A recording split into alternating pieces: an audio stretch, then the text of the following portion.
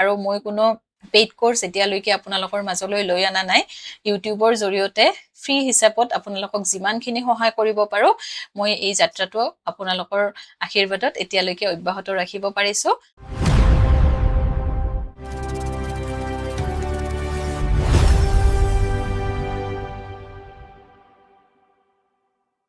নমস্কাৰ বন্ধু বান্ধৱীসকল জ্ঞান বিকাশ ইউটিউব চেনেলৰ নতুন এটি ভিডিঅলৈ আপোনালোক সকলোকে স্বাগতম জনাইছো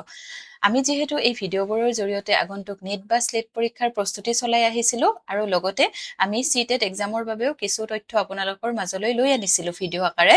আৰু যেহেতু আমাৰ নেট স্লেট পৰীক্ষাও আৰু অনুষ্ঠিত হ'ব যেহেতু নেট পৰীক্ষা বছৰত দুবাৰ হয় আৰু ডিসেম্বৰ মানত এটা হ'ব লাগে এতিয়ালৈকে নটিফিকেশন ওলোৱা নাই কিন্তু আমিতো আৰু দেৰি কৰি থাকিলে নহব প্ৰস্তুতি আগৰ পৰাই কৰিলেহে আমি পৰীক্ষাটোৰ বাবে নিজকে ভালেখিনি আগবঢ়াই নিয়াত সফল হ'ব পাৰিম হেয়ে ভাবিলো আপোনালোকেও অনুৰোধ কৰি আছিল কমেন্টত জনাই আছিলে যে আমাৰ যিখন অসমীয়া বিষয়ৰ পেপাৰ আছে অৰ্থাৎ পেপাৰটোৰ বিষয়ে আপোনালোকক ভিডিঅ লাগে হেয়ে মই ভাবিলো যিসকল নতুন ক্যান্ডিডেট আছে তেওঁলোকেতো এই এক্সামটোৰ বিষয়ে অলপ জানিব লাগিব হেয়ে ভাবিছো তেওঁলোকৰ সুবিধা হোৱাকৈ মই প্ৰথমৰে পৰা অৰ্থাৎ আমাৰ সিলেবাস অনুসৰি যেটো ইউনিট 1 নম্বৰ আছে সেই ইউনিটটোৰ পৰে আজিৰ ভিডিঅটো মই আৰম্ভ কৰো আৰু তেনেহলে পলম নকৰাকৈ আপোনালোকে ভিডিঅটো চাই যাব আৰু ইয়াৰ জৰিয়তে আপোনালোকৰ প্ৰস্তুতি আগবঢ়াই নিবলৈ অলপ হলেও সহায় হ'ব বুলি মই ভাবো তেনেহলে এতিয়া আমি কি পঢ়িব লাগিব যে অসমীয়া লোক সাহিত্য আমাৰ ইউনিট নম্বৰ 1 তে আছে আৰু যিসকলে প্ৰথমবাৰৰ বাবে এই পৰীক্ষাটো দিবলৈ ওলাইছে আৰু এটা কথা কও নেট বা স্লেট পৰীক্ষাৰ সিলেবাস এতিয়ালৈকে একেখনে হৈ আছে গতিকে ইউনিটবোৰ একে গতিকে আমি এই পৰীক্ষাটো নেটৰ বিষয়ে পঢ়িলেও আমাৰ স্লেটৰ বাবেও প্ৰস্তুতিখিনি হৈ যায় আৰু প্ৰশ্নবিলাকৰ প্যাটাৰ্ন অলপ বেলেগ আহে নেটত অলপমান টাফ আহে কিন্তু স্লেটত তাৰ তুলনাত অলপমান কম আহে কিন্তু আমি যেতিয়া বিষয়বোৰ ভালদৰে অধ্যয়ন কৰিম তেতিয়া দুয়োটা পৰীক্ষাৰ বাবে আমি প্ৰস্তুতি চলোৱা যেন হ'ব হেয়ে আপোনালোকক ভিডিঅটো আৰম্ভ হোৱাৰ আগতে নতুন ক্যান্ডিডেট খিনিৰ সুবিধাৰ্থে মই এই কথাখিনি জনালো আৰু আপোনালোকে সিলেবাসটোৰ বিষয়ে জানিব বিচাৰিলে আমাৰ এই জ্ঞান বিকাশ নামৰ ইউটিউব চেনেলটোতে সিলেবাসৰ বিষয়ে আলোচনা কৰা আছে এইখিনি চাব পাৰিব লগতে আমি কোনবিলাক কিতাপ পঢ়িলে আমাৰ পৰীক্ষা দুয়োটাৰ বাবে সহায় হ'ব সেইখিনিও মই ভিডিঅ আকাৰে আপোনালোকৰ মাজলৈ প্ৰস্তুত কৰি লৈ অনা আছে গতিকে সেইখিনি আপোনালোকে এবাৰ চাই ল'ব পাৰে এতিয়া আমি প্ৰথমতে চাও আৰু বেছি কথা নকও কিন্তু এইখিনি দৰকাৰী কথা আছিল কাৰণে মই কৈ দিলো এতিয়া আমি চাব লাগিব যে অসমীয়া লোক সংস্কৃতিৰ বিষয়ে যে ইয়াতে আছে প্ৰথমতেনো আমি কৰ পৰা আৰম্ভ কৰিম যিসকলে একেবাৰে সোৱাই নাই এইবিলাক টপিক তেওঁলোকৰ বাবেতো বহুখিনি সুবিধা হ'ব আৰু যিসকলে আগতে পৰীক্ষাটো দিছে তেওঁলোকে হয়তো এইখিনি কথা অলপ জানে কিন্তু আমি এই ভিডিঅটোৰ জৰিয়তে আগন্তুক যি ডিসেম্বৰৰ বাবে প্ৰস্তুতি আছে সেইখিনিহে আমি চলাই যাম এতিয়া চাব অসমীয়া লোক সাহিত্য বুলি ওপৰত লিখিয়ে লৈছো আৰু কিতাপ আমি কি ফলো কৰিছিলো যে ডক্টৰ হেমন্ত কুমাৰ শৰ্মাৰ অসমীয়া সাহিত্যৰ দৃষ্টিপাত এখন গুৰুত্বপূৰ্ণ কিতাপ আৰু আমি ডিগ্ৰীত থকাৰ পৰা এই কিতাপখনৰ বিষয়ে জানো বা পঢ়ি আহিছো আৰু কিতাপখনৰ চনটো কিমান আছিল 1961 চন গতিকে পৰীক্ষাটো কেনেকুৱা প্ৰশ্ন আহে সেইখিনিটো আৰু আগৰ বিলাকে জানে কিন্তু নতুন বিলাকক কৈছো যে কিতাপৰ বিষয়ে বহুখিনি তথ্য আমাক লাগে গতিকে এই এটা আমি তথ্য পালো যে হেমন্ত কুমাৰ শৰ্মাৰ অসমীয়া সাহিত্যৰ দৃষ্টিপাত নামৰ কিতাপখনৰ লিখক তেওঁ আৰু প্ৰকাশৰ চন কিমান 1961 এইটো এটা তথ্য পালো এতিয়া আমি চাম যে যেহেতু আমি লোক সাহিত্যৰ বিষয়ে চাম এতিয়া প্ৰথমতে আমি চাব লাগিব যে অসমীয়া সাহিত্যৰ যুগ বিভাগ কৰে পোনপ্ৰথমে হেমচন্দ্ৰ গোস্বামীয়ে কেতিয়াবা ডাইৰেক্ট প্ৰশ্ন দি দিব পাৰে যে অসমীয়া সাহিত্যৰ যুগ বিভাজন কৰা ব্যক্তিগৰাকীৰ নাম কি তলত চাৰিটা অপচন দিব তেতিয়া যত আমি হেমচন্দ্ৰ গোস্বামীদেৱৰ নামটো পাম তেতিয়া আমি সেইটো শুদ্ধ বুলি বিবেচনা কৰিম আৰু তেওঁ কি কৰিছিল যুগ বিভাগ কৰিছিল কেইটা ভাগত 6টা ভাগত আৰু ইয়াৰ বিষয়ে প্ৰশ্ন আহি থাকে ভাগকেইটা প্ৰথমতে চাই ললো যে গীতি যুগ খ্ৰীষ্টাব্দ কিমান 600 পৰা 800 লৈকে সময়সীমাখিনিও চাব দ্বিতীয়তে আছে মন্ত্ৰ আৰু ভনিতাৰ যুগ 800 পৰা 1200 লৈকে তৃতীয়তে আছে প্ৰাক বৈষ্ণৱ যুগ 1200 পৰা 1400 তাৰ পিছত আছে বৈষ্ণৱ যুগ আছে 1450 পৰা 1600 লৈকে আৰু তাৰ পিছত আছে বিস্তাৰ যুগ আছে 1600 শতিকাৰ পৰা 1800 লৈকে তাৰ শেষৰটো বৰ্তমান যুগ চলি আছে আৰু সেইটো কিমানৰ পৰা 1800 খ্ৰীষ্টাব্দৰ পৰা আমাৰ এতিয়া অৰ্থাৎ বৰ্তমানলৈকে যিখিনি চলি আছে গতিকে আমি হেমচন্দ্ৰ গোস্বামীয়ে যোগ বিভাজন কৰা বিভাগ কেইটা আমি পালো 6টা সেইখিনি মনত ৰাখিব আৰু সময়সীমাখিনি মনত ৰখাৰ একেবাৰে সহজ 600 পৰা 800 ইয়াতে আহিল তাৰ পিছত 1200 টো ইয়াতে আহিল তাৰ পিছত 1400 ৰ লগত এটা 50 আমি যোগ কৰি দিলো বৈষ্ণৱ যুগটো তেতিয়া আৰম্ভ হ'ল তাৰ পিছত 1600 এতিয়া 1600 ৰ পৰা 1800 আৰু 1800 ৰ পৰা বৰ্তমানলৈকে তেনেকে পঢ়িলে আপোনালোকৰ সহজ হ'ব মনত ৰখাত এতিয়া আমি নেক্সট পইণ্ট কি আছে সেইখিনি চাম নেক্সটত আছে চাব যে প্ৰাক ৰোমান্টিক যুগটোক মহেশ্বৰ নেওগে আদি ব্ৰিটিছ যুগ আৰু হেমচন্দ্ৰ বৰুৱাৰ কাল নামেৰে দুটা উপবিভাগত বিভক্ত কৰিছে মই কিতাপৰ পৰা যিমানখিনি তথ্য পাইছিলো মানে ষ্টাৰ মাৰ্কছ দি লিখি ৰাখিছিলো আৰু তেনেকুৱা ধৰণৰ এটা তথ্য হৈছে আৰু এইটোৰ বিষয়ে প্ৰশ্ন আগতে অহা দেখিবলৈ পোৱা যায় যে প্ৰাক ৰোমান্টিক যুগটোক কোনে ব্ৰিটিছ যুগ আৰু হেমচন্দ্ৰ বৰুৱাৰ কাল নামেৰে উপবিভাগত বিভক্ত কৰিছে তেনেকেও দিব পাৰে আৰু কেতিয়াবা ভাগ দুটাৰ বিষয়ে মানে সুধিব পাৰে গতিকে মনত ৰাখিব মহেশ্বৰ নেওগে দুটা ভাগত ভাগ কৰিছিল প্ৰথমটো হৈছে ব্ৰিটিছ যুগ আৰু দ্বিতীয়টো হৈছে হেমচন্দ্ৰ বৰুৱাৰ কাল তাৰ পৰৱৰ্তী পইণ্টত আমি চাম কি আছে ইয়াতে ফকলৰ শব্দটো যেহেতু লোকসাহিত্যক আমি ফকলৰ বুলি জানো শব্দটো জন থমাছে 1846 চনত মানে তেওঁ ব্যৱহাৰ কৰিছিল আৰু 1846 চনত ইয়াতে লিখা আছে এতিয়া আমি চাম যে পদুম কোঁৱৰীৰ গীত বৰফুকনৰ গীত আদিৰ ৰচনাকাল 19বিংশ শতিকাৰ এতিয়া আছে টকাৰী নাম দেহ বিচাৰৰ গীত আদি হৈছে ভকতীয়া লোকগীত আৰু এইবোৰ ৰচনাকাল হৈছে 1600 শতিকাৰ পাছৰ সময়সীমাখিনিও আমি মনত ৰাখিব লাগিব লগতে আমি গীতবিলাকৰ বিষয়ে আমি ভালদৰে মনত ৰাখিব লাগিব তেতিয়াহে আমি প্ৰশ্নবিলাক শুদ্ধ কৰাত সহায় হ'ব এতিয়া চাব ষ্টাৰ মাৰ্কছ দি যে ইয়াতে লিখা আছে যে অসমীয়া লোকসাহিত্যক সত্যেন্দ্ৰনাথ শৰ্মাই তিনিটা ভাগত ভাগ কৰা দেখিবলৈ পোৱা যায় কি ভাগত তেওঁ ভাগ কৰিছিল যে লোকগীত ফকৰা যোজনা পতন্তৰ আৰু সাধু কথা এই তিনিটাৰ বিষয়ে কোৱেশ্চন অহা দেখিবলৈ পোৱা যায় কোনে কৰিছিল সত্যেন্দ্ৰনাথ শৰ্মাদেৱে আৰু কি ভাগ এইকেইটাৰ বিষয়ে মই ক'লোৱে আমি ডিটেইলছত পঢ়িব লাগিব লোকগীতৰ বিষয়ে লগতে ফকৰা যোজনা পতন্তৰ আৰু সাধু কথা ইয়াৰ মাজৰ পৰাই আমাৰ ইউনিট নাম্বাৰ 1 ৰ যিখিনি আছে সেইখিনি কোৱেশ্চন ইয়াৰ পৰাই আহে এতিয়া আমি চাম লোকগীতবোৰক আকৌ প্ৰধানভাৱে তিনিটা ভাগত ভাগ কৰা হৈছে এইটোতো এই তিনিটা মূল ভাগ পালো এতিয়া আৰু লোকগীতবোৰক আৰু তিনিটা ভাগত ভাগ কৰা হৈছে আৰু সেইকেইটা কি অনুষ্ঠানমূলক কৰ্ম বিষয়ক আৰু আখ্যানমূলক ইয়াৰ মাজৰ পৰা কোৱেশ্চনবিলাক আহে মই কোৱেশ্চন আহে কাৰণে আপোনালোকক জনাই আছো আৰু যিসকলে আগৰ প্ৰশ্ন কাকত চাইছে তেওঁলোকে বুজিবই পাৰিব আহে নে নাহে সঁচা কৈছো নে মিছা গতিকে নতুন সকলৰ কাৰণে কৈছো আৰম্ভণি যেহেতু কৰিব ওলাইছে একেবাৰে গভীৰভাৱে আজিৰে পৰা পঢ়া আৰম্ভ কৰক তেতিয়াহে আপোনালোকে পৰীক্ষালৈ নিজকে ভালদৰে প্ৰস্তুত কৰি তুলিব পাৰিব এতিয়া অনুষ্ঠানমূলক বিহুগীতৰ ভিতৰত আমি কি পাম যে বিহুগীত আইনাম বিয়ানাম এটা অনুষ্ঠানৰ জৰিয়তে এইখিনি আমাৰ অনুষ্ঠিত হয় গতিকে তেনেকে মনত ৰাখিব বিহুগীত যেতিয়া বিহু পতা হয় আৰু আইনাম এটা নিৰ্দিষ্ট এটা অনুষ্ঠান আছে বিয়ানাম বিয়াৰ সময়ত বিয়ানাম গোৱা হয় অনুষ্ঠানৰ মাধ্যমেৰে এইখিনি গীত গোৱা হয় এতিয়া কৰ্ম বিষয়ক গীতৰ ভিতৰত আমি কি কৰ্ম মানে কাম সেইটো আমি জানোৱে হয়নে যে বিবিধ বিষয়ক যি কাম থাকে নিচুকনি তাৰ পিছত নাও গৰখীয়া গতিকে নিচুকনি গীতৰ ভিতৰত পৰে আগতে কি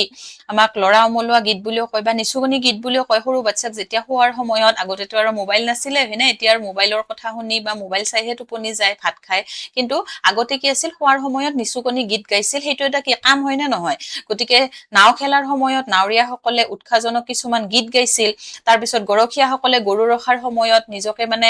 বৰ ফিল নকৰাৰ কাৰণে তেওঁলোকেও কিছুমান গীত গাই তাৰমানে মনোৰঞ্জনৰ মাধ্যম হিচাপে ব্যৱহাৰ কৰিছিলে এতিয়া আমি চাম আখ্যানমূলকৰ ভিতৰত কি আছে সেইখিনি চাম যে ফুলমণি আৰু বৰফুকন এইবিলাক কি হৈছে আখ্যানমূলক গীতৰ ভিতৰত আৰু অনুষ্ঠানমূলক গীতবোৰ কি অনুষ্ঠানত গোৱা হয় এতিয়া নেক্সট পেজত কি আছে আমি চাম আৰু তাত কোন গৰাকী দেৱী বা কোনজনা আৰাধ্য দেৱতাক পূজা কৰা হয় এই কথাখিনি উল্লেখ থাকে মই আগতে উল্লেখ কৰিলো যে অনুষ্ঠানমূলক গীতসমূহ নিৰ্দিষ্ট একোটা অনুষ্ঠান আৰু তাতে কি কৰা হয় কোনো এগৰাকী দেৱ দেৱীক আৰাধ্য কৰি সেইখিনি গীত গোৱা হয় বা সেই গীতখিনিৰ উল্লেখ তাত থাকে এতিয়া চাব বিহু গীতত অৱশ্যে তেনেকুৱা কোনো আৰাধ্য দেৱতা নাথাকে এই কথাটোতো একেবাৰে সাধাৰণ কথা বিহু গীতত আমি কি কাৰোবাক পূজা কৰো নেকি নকৰো আমি বিহু নাচ নাচো বিহু গীত আনন্দৰ কাৰণে হয়নে আৰু এতিয়া আছে বিয়া নামবোৰক নামনি অসমৰ ফালে জোৰা নাম বা খিচা গীত বোলা হয় এইটোৰ পৰাও কোৱেশ্চন আহি থাকে গতিকে এইখিনিও আমি ভালদৰে চাব লাগিব নামনি অসমৰ ফালে কি কয় বিয়া নামবোৰক খিচা গীত বা জোৰা নাম বুলি কয় এতিয়া নেক্সটত কি আছে চাম এতিয়া নেক্সট পইণ্টত কি আছে আমি চাম যে মহোহো গীতসমূহ নামনি অসমত আঘোণ মাহৰ পূৰ্ণিমাৰ দিনা গোৱা হয় এইটো এটা গুৰুত্বপূৰ্ণ তথ্য আপোনালোকে প্ৰশ্ন চালে জানিবই পাৰিব যে এইবিলাকৰ পৰা কুৱেশ্চন আহে যে মহোহো গীতসমূহ ক'ত প্ৰচলিত নামনি অসমত প্ৰচলিত আৰু কেতিয়া গোৱা হয় যে আঘোণ মাহৰ পূৰ্ণিমা দিনা আৰু নামনি অসমৰ লোকসকলে জানিবই পাৰিব যে এই উৎসৱটো এতিয়াও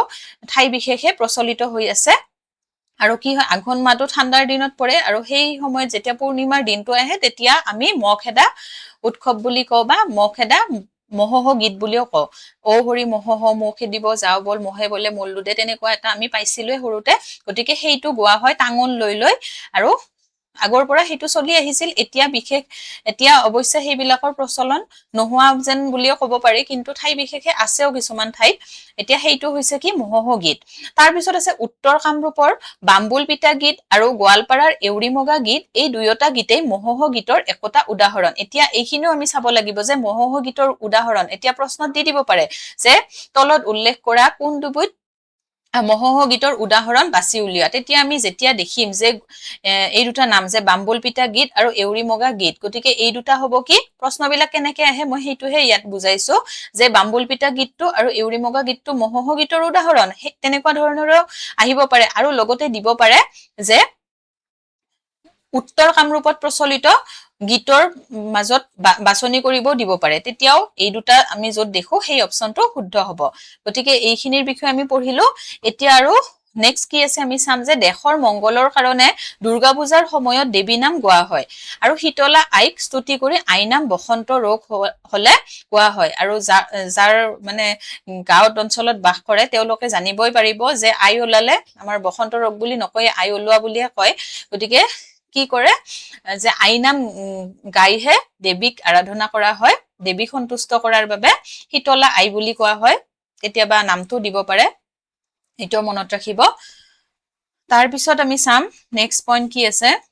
নেক্সট আছে সুবচনীৰ গীত গোৱা হয় আমাৰ অপায় অমংগল দূৰ কৰাৰ উদ্দেশ্যে কেতিয়াবা প্ৰশ্নত দিব পাৰে যে অপায় অমংগল দূৰ কৰাৰ উদ্দেশ্যে কোনবিধ গীত গোৱা হয় তেতিয়া আমি ইয়াতে সুবচনীৰ গীত য'ত দেখিম সেইটো শুদ্ধ বুলি বিবেচনা কৰিম এতিয়া নেক্সট পইণ্টত আছে ল'ৰা ছোৱালী খিনাই গলে অপেজ চৰাই ধৰা বুলি অপেজ চৰা সবাহৰ গীত গোৱা হয় অপেজ চৰা সবাহৰ গীত কেতিয়া গোৱা হয় যেতিয়া ল'ৰা ছোৱালী মানে খিনাই যায় বিশেষ কোনো কাৰণত তেতিয়া কি বুলি ধৰা হয় এতিয়া দিয়কচোন এইবিলাকৰ প্ৰচলনটো অৰ্থাৎ বিশ্বাসটো কমি আহিছে কিন্তু পূৰ্বতে এইবিলাকক বহুত বিশ্বাস কৰিছিল যে অপেজ চৰাই ধৰা বুলি অপেজ চৰা সবাহৰ গীত গাইছিল আৰু সেইখিনি কৰিলে কি হয় আৰোগ্য হোৱা বুলি ভাবে আৰু মনতে এটা মানে শক্তি পোৱা যেন অনুভৱ কৰে আৰু এইটো কি আছিল এই আটাইকেইগৰাকী দেৱীকেই পাৰ্বতীৰ অনুৰূপ বুলি ধৰা হয় যিকেইগৰাকী আমি দেৱীৰ কথা পালো এতিয়া চাব আঘোণী পূৰ্ণিমাত সধবা তিৰোতাসকলে স্বামী আৰু পৰিয়ালৰ মংগলৰ কাৰণে আৰু অবিবাহিত ছোৱালীয়ে মনোমতৰ পতি পোৱাৰ আশাৰে কাত্যায়নীক পূজা কৰি চৰাব্ৰতৰ গীত গায় কিয়ে গায় যে সধবা অৰ্থাৎ যিসকলৰ স্বামী আছে তেওঁলোকে পৰিয়াল তথা স্বামীৰ মংগলৰ কাৰণে আৰু যিসকল ছোৱালীয়ে বিয়া হোৱা নাই তেওঁলোকে মানে হাজবেণ্ড গৰাকী ভাল পোৱাৰ উদ্দেশ্যে বা আশাৰে কাত্যায়নী দেৱীক পূজা কৰে আৰু লগতে কিহৰ গীত গায় চৰাব্ৰতৰ গীত গায় বুলি ইয়াতে উল্লেখ কৰা আছে আৰু কোন সময়ত আঘোণী পূৰ্ণিমাত গতিকে এইটো এটা তথ্য পালো এতিয়া নেক্সট পইণ্টত আমি যাম কি আছে যে কছাৰীসকলৰ মাজত অনিয়মিত অসমীয়া ভাষাত চলা হাইদাং গীতো ভক্তিমূলক এতিয়া আমি ইয়াতেও এটা গুৰুত্বপূৰ্ণ তথ্য পালো হাইদাং গীত কোন জনগোষ্ঠীৰ গীত তেনেকুৱাকৈ দিব পাৰে তেতিয়া আমি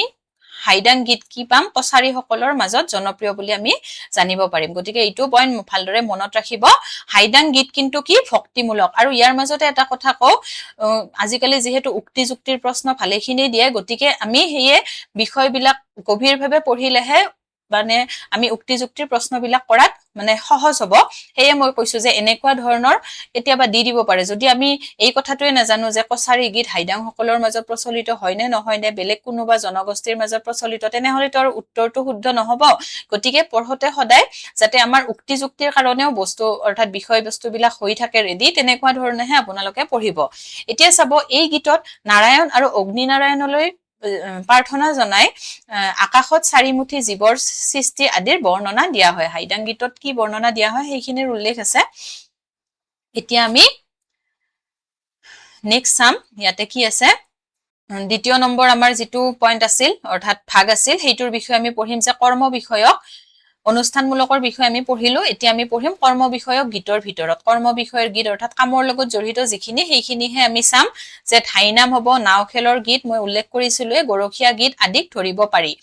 এতিয়া চাব মলুৱাৰ গীতত অসমীয়া শিপিনীৰ প্ৰিয় বস্তু নেওথনি জতৰ তাঁতশাল আদিৰ উল্লেখ পোৱা যায় এবাৰ উক্তি যুক্তিত এনেকুৱা ধৰণৰ প্ৰশ্ন এটা এইটোৱে দিছিলে নেকি তুলি গতিকে এই লোকসাহিত্যৰ পৰা লোক সংস্কৃতিৰ পৰা এইখিনি দিছিল তুলি এবাৰ যে মলুৱাৰ গীতত অসমীয়া শিপিনীৰ কি কি প্ৰিয় বস্তু পোৱা যায় উল্লেখ নেওথনি জতৰ তাঁতশালৰ আদিৰ উল্লেখ পোৱা যায় এতিয়া চাব মোৱামৰীয়া সকলে যুঁজলৈ সাজু হওঁতে গোৱা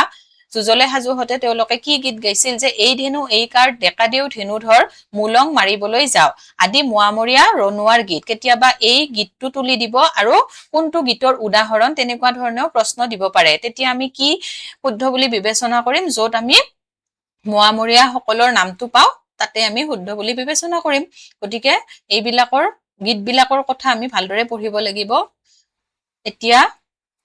তাৰ পৰৱৰ্তী যেটো ভাগ আছে আমাৰ আখ্যানমূলক গীতসমূহত এটা আখ্যান বা কাহিনী বৰ্ণনা কৰা হয় আৰু এই গীতসমূহক কাহিনী গীত বা মালিতাও বোলা হয় গতিকে মনত ৰাখিব আখ্যানমূলক গীতসমূহক কি বুলি কোৱা হয় কাহিনী গীত বা মালিতা বা ইংৰাজীত আমি বেলাড বুলিও পঢ়ো তাৰ পৰৱৰ্তী পইণ্টত কি আছে আমি চাম যে এতিয়া চাব বিষয়বস্তুৰ ফালৰ পৰা মালিতাৰ যি পালো মালিতাক আকৌ তিনি শ্ৰেণীত ভগাব পাৰি কেই শ্ৰেণীত ভগাব পাৰি বিষয়বস্তুৰ ফালৰ পৰা তিনি শ্ৰেণীত আৰু তাৰ বিষয়ে আমি এতিয়া চাম যে বুৰঞ্জীমূলক বা ঐতিহাসিক মালিতা লগতে আছে ২ নম্বৰত কিংবদন্তি বা জনশ্ৰুতিমূলক আৰু তৃতীয়তে আছে কাল্পনিক গতিকে এই তিনিটা ভাগ হৈছে বিষয়বস্তুৰ ফালৰ পৰা মালিতাৰ ভাগ এতিয়া আমি বুৰঞ্জীমূলক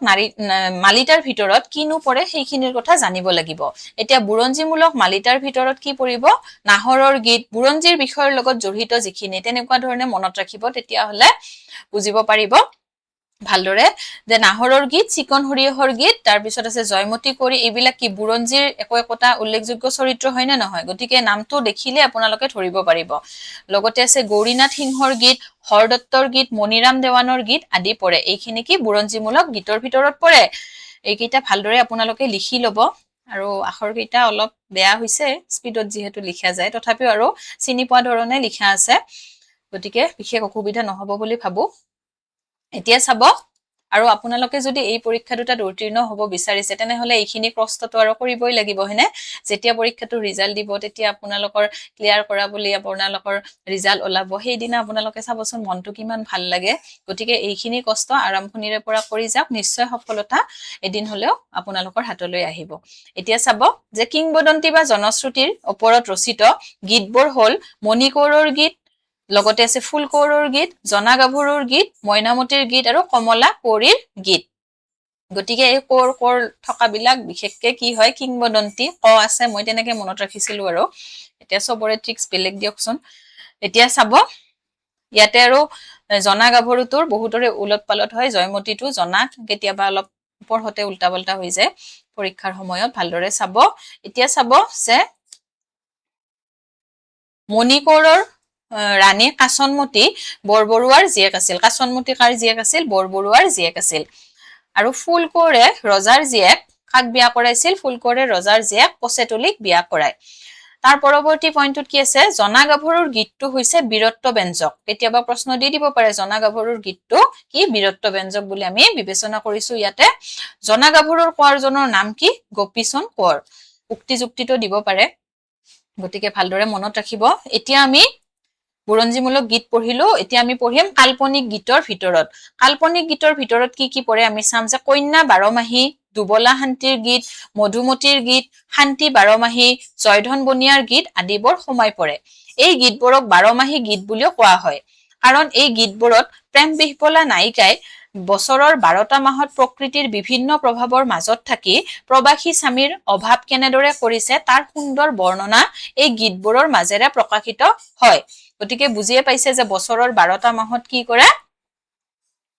প্ৰেম বিহ্বলা নায়িকাই 12টা মাহত মানে প্ৰকৃতিৰ বিভিন্ন প্ৰভাৱৰ মাজত থাকি প্ৰবাসী মানে দূৰত থকা স্বামীক অভাৱ কেনেদৰে কৰে সেইখিনিৰ বৰ্ণনা এইবিলাক গীতৰ মাজেদি প্ৰকাশিত হয়। এতিয়া চাব 12 মাহত গোটেই প্ৰকৃতিৰ বৰ্ণনা ইয়াত পোৱা যায় কাৰণে ইয়াক 12মাহী গীত বোলা হয়। নামটো মনত ৰখাত একেবাৰে সহজ, 12টা মাহত যিহেতু প্ৰকৃতিৰ বৰ্ণনাখিনি পোৱা যায় সেয়ে ইয়াক কি বোলে 12মাহী গীত বোলা হয়। গতিকে এইখিনি বুজি পোৱাৰ কাৰণে মই লিখি থৈছিলো। 12মাহী গীত কাক বোলে সেইখিনিতো আৰু লিখিব নাহে, কিন্তু আমি যদি বিষয়টো কি সেইটোৱে বুজি নাপাওঁ তেনেহলে উত্তৰ কৰাত কেতিয়াবা অসুবিধাৰ সন্মুখীন হবলগীয়া হয়। সেয়ে মোৰ তাত যিখিনি আছে আপোনালোকক কোনো লোকঢাক নকৰাকৈ মই শ্বেয়াৰ কৰি আছো, আৰু মই কোনো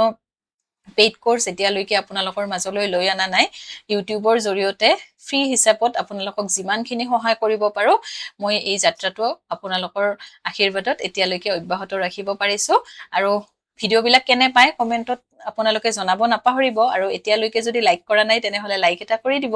এতিয়া চাব যে 18শ শতিকাত কবিৰাজ চক্ৰৱৰ্তী ৰচিত পুৰণি অসমীয়া কাব্য শকুন্তলাৰ অন্তৰ্গত কামকলা উপাখ্যানৰ নায়িকাৰ বিৰহ বৰ্ণনাটো 12মাহী গীতৰ প্ৰভাৱ দেখিবলৈ পোৱা যায়। ক'ত পাইছিলো সেইখিনি কথাও ইয়াতে উল্লেখ আছে। লগতে আছে পিয়া বাৰমাচি,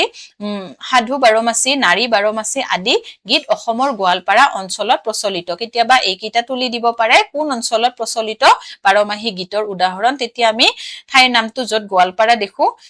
সেইকেইটাত তাত আমি সিলেক্ট কৰিম শুদ্ধ বুলি। আৰু কেতিয়াবা গোৱালপাৰা অঞ্চলত প্ৰচলিত 12মাহী গীতৰ উদাহৰণ তলত দিয়া গীত কেইটাৰ মাজৰ পৰা নিৰ্বাচন কৰা, তেনেকুৱা ধৰণেও দিব পাৰে। অৰ্থাৎ প্ৰশ্নবিলাক আমি 2-3 ধৰণে পঢ়ি থলে আমাৰ পৰীক্ষাৰ বাবে একেবাৰে সহজ হ'ব। এতিয়া আমি নেক্সট কি আছে চাম। এতিয়া চাব যে অসমীয়া ভালেমান বাৰমাচি গীতত আঘোণত আৰম্ভ হৈ কাতিত শেষ হৈছে। এইটোৰ পৰাও এবাৰ প্ৰশ্ন আহিছিল যে 12মাহী গীতবোৰ আৰম্ভণি কেতিয়া হয়, আঘোণ মাহত, আৰু কেতিয়া শেষ হয়, কাতি মাহত শেষ হয়। এই দুটা মনত ৰাখিব যে বৈহাগৰ মাহতে ডাউকি কান্দয়, ডাউকিৰ কান্দন শুনি হৃদয় নসহয়, বৈহাগৰ মাহতে কুলিয়ে কৰে ৰাও, কুলিৰ কান্দন শুনি নুজুৰাই গাও। এইটো কিহৰ উদাহৰণ, মধুমতীৰ গীতৰ উদাহৰণ। মোৰ তাত লিখা আছিল, আপোনালোকক এইখিনিও মই তথ্য দিলো। গতিকে গীতবিলাকৰ মাজৰ পৰা কেনেকুৱা ধৰণৰ প্ৰশ্ন আহিব পাৰে সেইখিনি মই ইয়াতে বুজাই দিছো। আৰু গোটেইখিনিতো আৰু মোৰ তাতে লিখা নাই, আৰু ময়ো তেনেকে যিখিনি আমি মেইন কথা সেইখিনিহে লিখা থাকে, কিন্তু তাৰ উপৰিও আমি কিতাপবিলাক যেনে লোক সংস্কৃতিৰ বিষয়ে বহুখিনি কিতাপ আছে, আৰু কিতাপৰ বিষয়ে জানিব পাৰিলে মোক আৰু ইয়াতে বেলেগকে আপোনালোকে নুসুধিব যে লোক সংস্কৃতিৰ বিষয়ে বা লোক সাহিত্যৰ বিষয়ে আমি কোন কেইখন কিতাপ আমি চাম বা ফলো কৰিলে আমাৰ সুবিধা হ'ব। মই সেই বিষয়ে আপোনালোকৰ সুবিধা হোৱাকৈ এটা ভিডিঅ' অলৰেডি প্ৰস্তুত কৰি থৈছে। গতিকে সেই ভিডিঅ'টো চালে আপোনালোকৰ গোটেইকেইটা ইউনিটৰ বিষয়ে এটা ভাল আভাস পাব বুলি মই ভাবো। গতিকে কষ্ট কৰি হলেও সেইটো চাই ল'ব। এতিয়া চাব ভাৱাইয়া চটকা, মাহুত বন্ধুৰ গীত, মৈশাল বন্ধুৰ গীত, বাইচাল বন্ধুৰ গীত আদি কেইবা প্ৰকাৰৰ প্ৰেমমূলক আৰু ৰসাত্মক গীত গোৱালপাৰা অঞ্চলত প্ৰচলিত। গতিকে গোৱালপাৰা অঞ্চলত প্ৰচলিত গীত কেইটাৰ বিষয়ে অলপ আপোনালোকে ভালদৰে চাই ল'ব। এতিয়া আমি চাম যে লোকগীতৰ বিশেষত্বনো কি। লোকগীতবোৰৰ বিষয়টোতো আমি পঢ়িলোৱে, এতিয়া সেই গীতবোৰৰনো বিশেষত্ব কি সেইখিনি আমি এতিয়া অলপ চাই ল'ম। যে ডক্টৰ মহেশ্বৰ নেওগে ইউৰোপীয় লোকগীতৰ লগত অসমীয়া লোকগীতৰ তুলনা দি যথাৰ্থভাৱে কৈছে যে ইউৰোপীয় লোকগীতসমূহ প্ৰধানকৈ আখ্যানমূলক বুলি কৈছে আৰু দেশাত্মবোধক। উক্তি যুক্তিৰ ক্ষেত্ৰত এনেকুৱা লাইনবিলাক most important, গতিকে মনত ৰাখিব। কিন্তু অসমীয়া লোকগীতৰ সৰহভাগেই লিৰিকেল বা এক ভাৱব্যঞ্জক, দেশাত্মবোধক ভাৱতীয়হীন। গতিকে এইটোতো উক্তি যুক্তিৰ কাৰণে গুৰুত্বপূৰ্ণ। এইটো চাব। এতিয়া চাব যে অৰি কুমাৰৰ ঘড়ী, মণিকোৰৰ গীতৰ এটা উদাহৰণ দি আছে। অৰি কুমাৰৰ ঘড়ী এপতাৰ পৰা নামে এডিঙলৈ, তামুলীৰ হাততে ধৰি। এইটো হৈছে মণিকোৰৰ গীত। এতিয়া নেক্সট আমি চাম কিহৰ বিষয়নো আছে সেইখিনি আমি চাই লওঁ। আৰু ভিডিঅ'টো অলপ দীঘলীয়া হৈছে, কিন্তু একেলগে পঢ়িলে বহুতে ভালো পায়। বিষয়বস্তুটো এটা ভিডিঅ'তে হৈ যায় আৰু নেক্সট পাৰ্টত আহিব লোক সাহিত্যৰ বিষয়ে অৰ্থাৎ লোক সংস্কৃতিৰ যি ইউনিট নাম্বাৰ 1 আছে এটা ভিডিঅ'তে আৰু গোটেইখিনি সামৰা সম্ভৱ নহয় কিন্তু গীতখিনিৰ বিষয়ে মই ইয়াতে এটা ভিডিঅ'ত দিয়াৰ চেষ্টা কৰিছো এতিয়া চাব যে অসমীয়া সাহিত্যৰ সমীক্ষাত্মক ইতিবৃত্তটো আৰু জানেই হাতপুথি এইখন আৰু চনটো চাব মনত ৰাখিব 1959 এতিয়া লোকগীতখিনি আমি চাম যে মাছৰ কোমলীয়া হল দিন দুপৰীতে মাউৰা কোঁৱৰ বুঢ়ী মাকৰ ওচৰলৈ গ'ল গতিকে এইটো কি হ'ব মাউৰা কোঁৱৰ যিহেতু আছে এইটো ফুল কোঁৱৰৰ গীত এতিয়া আৰু মণিকোঁৱৰ থাকিলেও কোঁৱৰ থাকিব সেইটো মই নকওঁ যে কোঁৱৰ ইয়াতে মিলাব কিন্তু ফুল কোঁৱৰৰ গীত এইটো উদাহৰণ এতিয়া চাব এইটো এবাৰ কোৱেশ্চন আহিছিল বিহু গীতবোৰ কি ছন্দত ৰচিত সেইটো হৈছে দুলৰি বা আমি যিটো ছন্দত ৰচিত বুলি কওঁ ইয়াতে আছে তৈনো কালিয়া অলিয়া বলিয়া মোকে কৰি গলি বাউল জালিকটা বেৰ দি সুহুৰি মাৰিলি হোৱা ফাটক কৰিলি চাউল আৰু এই বিহু গীতটি ন আৰু ব ধ্বনি অনুপ্ৰাসে শ্ৰুতি মাধুৰ্য বঢ়াইছে ইয়াতে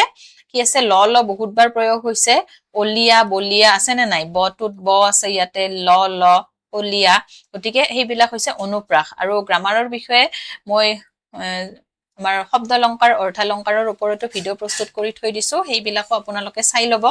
অৰ্থাৎ যিসকল নতুন আছে তেওঁলোকে চেনেলটো ছাবস্ক্ৰাইব কৰি লৈ তাৰ মাজত যি ভিডিঅ' আছে নেট বা স্লেট পৰীক্ষাৰ সেইখিনি আপোনালোকে চালে যথেষ্টখিনি উপকৃত হ'ব পাৰিব এতিয়া আছে চাওঁ যে ইয়াত অনুপ্ৰাস অলংকাৰৰ প্ৰয়োগ ঘটিছে অনুপ্ৰাস অলংকাৰৰ প্ৰয়োগ ইয়াত ঘটিছে অনুপ্ৰাসটো কি জানেই আপোনালোকে আৰু নজনাবিলাকে ভিডিঅ'বিলাক চাব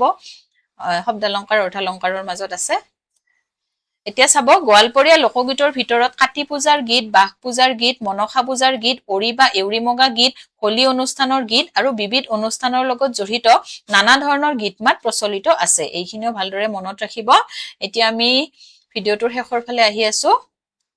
গতিকে চাম এইখিনি যে কামৰূপ অঞ্চলত বৰশী বোৱা গীত মহখেদা গীত নাঙেলী গীত চাহ পুৰাণৰ গীত আৰু হাউখেলৰ গীত আদি প্ৰচলিত কোন অঞ্চলত কি গীত প্ৰচলিত এইখিনি আৰু মই এক্সপ্লেইন কৰি নাথাকো যেহেতু লিখা আছে এইকিটা ভালদৰে মনত ৰাখিব আপোনালোকে এতিয়া আছে গোৱালপাৰা অঞ্চলত আৰু কি আছে ছটকা গীত জোনা গীত গৰখীয়া গীত বহুৰঙী গীত মৈছাল গীত হাতী মাউতৰ গীত প্ৰণয় আসক্তিৰ গীত আদি বহু ধৰণৰ গীত অসমৰ বিভিন্ন অঞ্চলত প্ৰচলিত আছে এইবিলাক কি আছে আমাৰ গোৱালপাৰীয়া অঞ্চলত আছে আৰু অসমৰ বিভিন্ন অঞ্চলতো এইবিলাক গীতৰ প্ৰচলন আছে এতিয়া চাব গোৱালপাৰা অঞ্চলত বিভিন্ন ধৰণৰ লোকগীত প্ৰচলিত আছে বাহ পূজা হুকুমদেউ পূজা সোণাৰাই বা ব্যাঘ্ৰ দেৱতাৰ পূজা তাৰ পিছত আদি লোকানুষ্ঠানত প্ৰচলিত গীতসমূহৰ উপৰিও হস্তি সম্পৰ্কীয় গীত আৰু প্ৰণয়মূলক গীত লোক পৰম্পৰা চলি আহিছে তেওঁলোকৰ অঞ্চলত তাৰমানে এইবিলাক গীতৰ পৰম্পৰা চলি আহিছে আৰু এইটো কৈছে এতিয়া চাব যে হাতী মাউতৰ গীতৰ এটা উদাহৰণ দিয়া আছে বালু তিল তিল পংখী কান্দে বালুতে পৰিয়া গৌৰী পৰিয়া মাহুত কান্দে মাহুত মানে মাউতৰ কথা কৈছে ইয়াতে লিখা আছে হাতীৰ যে মাউত থাকে গতিকে এইটো হাতী মাউতৰ গীত বুলি আপোনালোকে এই শব্দটোৰ পৰাই বাছি উলিয়াব পাৰিব আৰু ইয়াতে লাষ্টৰ খিনিত কি আছে আমি চাম যে গীতসমূহ দুই শ্ৰেণীত বিভক্ত কি ভাষান আৰু ছটকা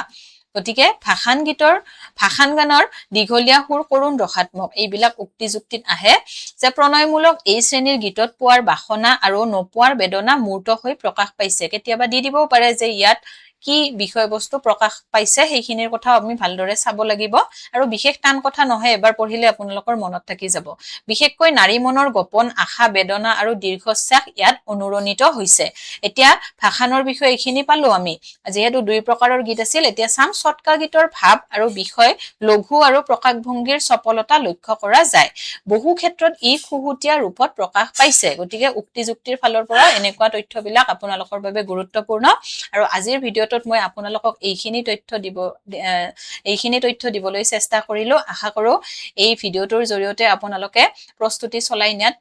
অলপ হলেও উপকৃত হ'ব পাৰিব আৰু ভাবিছো আৰম্ভণিৰ পৰাই আপোনালোকে কষ্ট কৰি যাও সফলতা আপোনালোকে পালে মোৰো ভাল লাগে আৰু আপোনালোকে কমেন্টৰ জনায়ে যে পৰীক্ষা কেনেকুৱা হয় আপোনালোকে কিমানখিনি সহায় পাইছে গতিকে সেইখিনিয়ে মোৰ বাবে এটা ভাল উপহাৰ হ'ব গতিকে আপোনালোকে আজিৰে পৰা প্ৰস্তুতি আৰম্ভ কৰক আৰু সকলোৰে ভাল হোৱাৰ কামনা কৰি মই এই ভিডিঅ'টো ইয়াতে সামৰিছো আৰু ভিডিঅ'টো যদি ভাল পায় তেনেহলে লাইক কৰিব শ্বেয়াৰ কৰিব আৰু চেনেলটো ছাবস্ক্ৰাইব কৰি দিবলৈ নাপাহৰিব ধন্যবাদ